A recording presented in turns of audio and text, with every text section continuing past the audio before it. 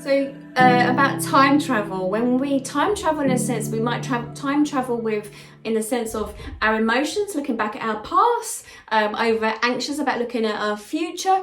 That's how we time travel to some degree. It's not that technical, they said. I don't know, but what they're saying is, what also the question was, good question, what happens to those around us, and does it affect their energy, and what's happening? Okay, thank you very much. My God. Okay, right. So time travel. They love this tuning fork today. Okay, thank you very much. They're talking about each of us has a frequency. So I need to do this because this is what they just said.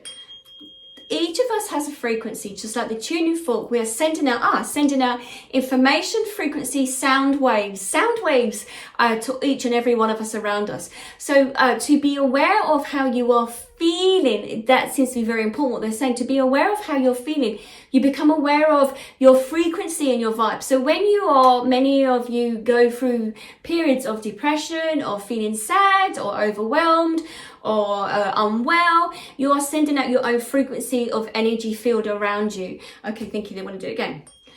And so that frequency will affect those around. Thinking it's very much like the radio waves of a radio station, as in they use this many times, the tuning and turning the dials on the knob and picking up on currency and frequency. So it makes sense. So as a psychic medium, that's what happens. As a psychic medium, I'm picking up on the currency, the frequency. I know I call it currency. The frequency of a loved one that pops in, I can feel their energy. And working psychically, they said everyone can do this to some degree. You just need to enhance it. But psychically, again, you're picking up on the frequency, the vibration, the tune. Okay, thank you. They said animals. This is why animals, we will come back on track. But this is why animals are more sensitive and aware, because of their senses they have. Their noses, they can smell 2,000 times more, maybe even more. Thank you. More. They're talking about different dogs. Oh, okay, fine. They're talking about the tiny porous parts on the nose, how it's like a speaker, amplifier takes in. I don't know. And how they hear information. Okay, thank you. Okay, so everything carries a frequency and a vibration, we know. So if we're feeling down or feeling overwhelmed or ill, we know that we don't feel very well, and that also can affect those people around us. And that's physically when they're standing around us. So, but what they're also saying to me is that when you do then are traveling back in time, in the sense of your mind travels back, yes, of course it affects their frequency to some degree. Thank you. Okay, they said it's a bit like when you might think of somebody and the next minute they phone you like a friend. If you're thinking of a friend or checking in with a friend, the energy level you link. It's like the link up. Okay, thank you. Okay, they were saying if there was another tuning fork now hit at the same time, it would pick up on the frequency, the sound waves, the pattern that ripples between the two. It will link it together. So that's why thank you, will say again, this is why that when you are thinking of a friend or family member, they phone you, is because you're linking up with their energy field. It's the same, it sort of links to it.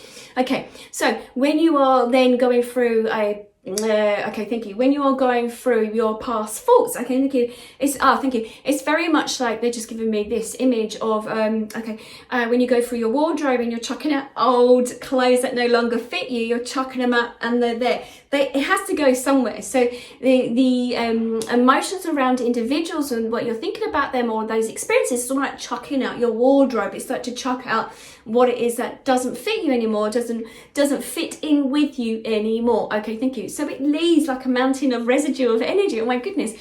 And it can create static. They're just talking about, so static, let's have a look what they're talking about. Okay, thank you. And so those who are living, it can then affect them. Okay, thank you. They might feel as if there might be some hostility or, there is this baggage that's left there that almost like you would trip up over, that needs to be addressed with the individuals that are still living. And also, thank you, they just said to me, we know this. As a medium, I know this when you are thinking of a loved one, or there is something that there may have been something unfinished between loved ones, the energy is still there, it's still in the residue, it's still around, that needs to be addressed, it needs to be sorted out. Whether it affects them in a sense, no, it's more like a calling card. It's more like the bell that will bring them back in to work upon where the issue was, to thank you, to draw in the energy. Okay, thank you. Did they? Okay, let's have a little look. Oh, okay, got it. Okay, so a couple of years, no, last year, 2 years ago, not sure now. I had a couple of authors that came to me. They were part of one book, and it was to do with writing a book on what would you call it? Things that in history that had happened that needed to be put right. So it was a history about people of color in America, how somebody may of their family member, thank you, their family member, because I forgot about this because I just brought it into my head right now, a family member that had done disjustice to somebody. So one of the, okay, not mentioning any names, it's confidential.